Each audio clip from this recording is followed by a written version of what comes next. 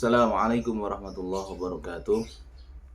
Innal hamdalillah nahmaduhu wa nasta'inuhu wa nastaghfiruh wa na'udzu billahi min syururi anfusina wa min sayyiati a'malina may yahdihillahu fala mudilla lahu wa may yudlil fala hadiyalah.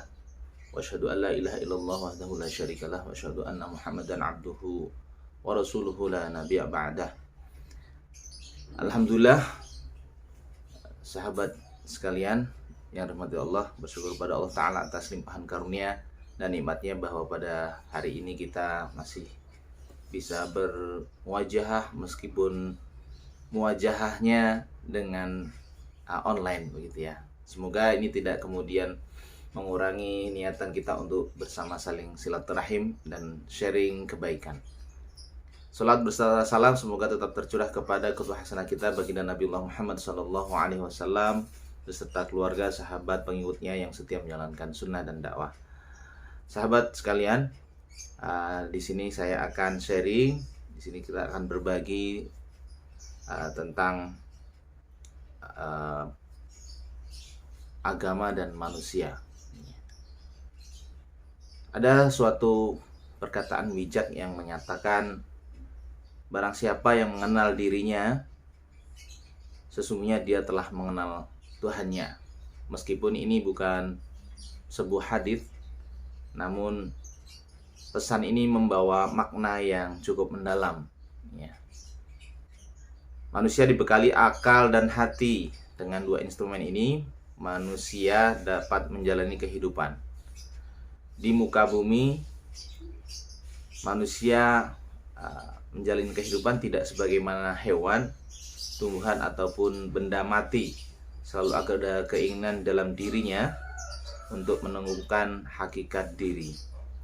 Lantas bagaimana ajaran Islam mengajarkan tentang pembawaan manusia seperti dijabarkan oleh Profesor Yunahar Ilyas dalam bukunya Tipologi Manusia Menurut Al-Quran tahun 2007 terbitan Labda Press. Maka para ilmuwan muslim telah memberikan pendapatnya masing-masing dengan bersandar kepada Al-Quran dan Al-Hadith Nabi SAW. Misalnya Ibnu Katsir yang membahas surah Al-A'raf ayat ke-172. A'udzubillahi minasyaitonirrajim. Bismillahirrahmanirrahim. Wa id akhadha rabbuka min bani adama min zuhurihim dzurriyyatahum wa ashhadahum ala anfusihim alastu birabbikum qalu bala syahidna an taqulu yaumal qiyamah inna kunna an hadza ghafilin.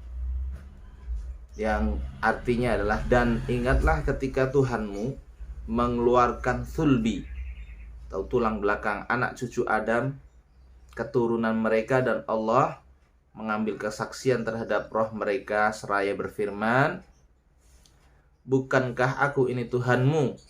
Mereka menjawab, betul, engkau Tuhan kami. Kami bersaksi. Kami lakukan yang demikian itu agar di hari kiamat kamu tidak mengatakan sesungguhnya ketika itu kami sedang lengah atau kami lengah terhadap ini.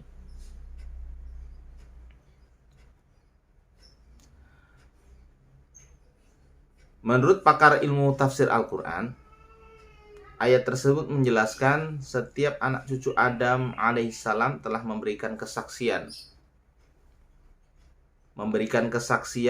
bahwa sebelum mereka dilahirkan ke dunia, mereka telah berjanji berupa kesaksian. Intinya adalah menegaskan Allah Subhanahu wa Ta'ala adalah Rabb, kemudian Malik, dan Ilah, sesembahan, kemudian Raja dan tempat bergantung. Tidak ada satu zat pun yang berhak disembah selain Allah saja. Pendapat itu ungkap Yunahar Ilyas termaktub dalam kitab Mukhtasar Tafsir Ibnu Katsir 2. Berangkat dari penjelasan Ibnu Katsir itu, dapatlah dipahami setiap manusia memiliki fitrah bertauhid. Ya. Jadi Allah Subhanahu wa taala memerintahkan kepada umat manusia untuk tetap berada dalam fitrah tersebut. Jadi fitrahnya setiap manusia yang lahir ke dunia ini telah melakukan sebuah kesaksian, ya, sebelum ditiupkan ruh ke dalam janin seorang ibu, ya, maka sebenarnya mereka telah berjanji kepada Allah Subhanahu wa taala memberikan kesaksian bahwa Allah Subhanahu wa taala adalah Rabb mereka. Jadi umpama saya nih sebelum menjadi bayi dalam kandungan yang telah ditiupkan ruh ini telah memberikan janji, telah memberikan kesaksian kepada Allah Subhanahu wa taala bahwa Allah Subhanahu wa taala adalah Tuhannya Agus gitu. Rabbnya Agus gitu ya. Jadi tidak hanya seorang muslim saja, tetapi kemudian seluruh manusia yang kemudian dilahirkan di muka bumi ini, maka sesungguhnya dia telah memberikan kesaksian. Nah, nanti penjelasannya kemudian dia menjadi Yahudi atau Nasrani itu tergantung orang tuanya. Dan cara mengikuti dari fitrah manusia ini, fitrah bertuhankan kepada Allah Subhanahu wa taala atau fitrah tauhid ini, ditunjukkan oleh Allah Subhanahu wa taala melalui surah Ar-Rum ayat ke-30 yang berbunyi, fa'akim wajhaka lid-dini hanifa fitratallahi allati fataran nasa 'alaiha la tabdila li khalqillah dzalika ad-dinul qayyim walakinna aktsaran nasi la ya'lamun. Yang artinya, maka hadapkanlah wajahmu dengan lurus kepada Allah Subhanahu wa taala, tetaplah di atas fitrah Allah yang telah menciptakan manusia menurut fitrah itu. Tidak ada perubahan pada fitrah Allah. Itulah agama yang lurus, tetapi kebanyakan manusia tidak mengetahui. Nah, inilah dimaksud dengan bahwa kita tetap harus berada dalam fitrahnya Allah Subhanahu wa taala. Fitrah bahwa manusia itu bergantung kepada Rabb-nya, Sang Pencipta yang menguasai dirinya dan alam raya ini, kemudian juga satu-satunya yang layak disembah oleh manusia, yakni Allah Subhanahu wa taala. Maka dalam kehidupan kita ini ada sebuah paham yang disebut dengan komunisme atau ateisme. Ya, ateisme ini menganggap atau punya keyakinan bahwa alam ini berjalan dengan sendirinya, tercipta dengan sendirinya dan tidak ada Tuhan di dalamnya. Maka disebut dengan ateisme.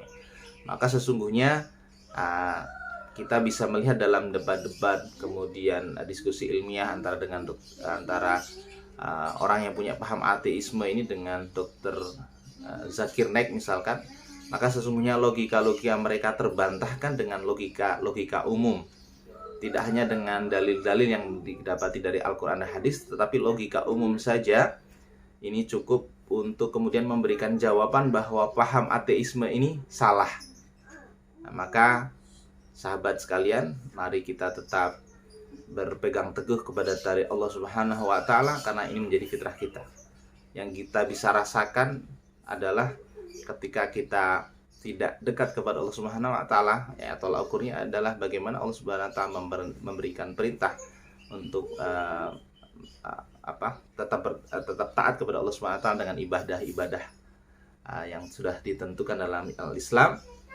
Misalkan saja kita lalai atau terlewat, maka ada merasa dalam diri kita ini ada seperti hutang atau merasa ada kesalahan. Ini berarti fitrah kita sebagai makhluk, ya, ini muncul keterikatan kita, ketergantungan kita dengan Allah Subhanahu wa taala.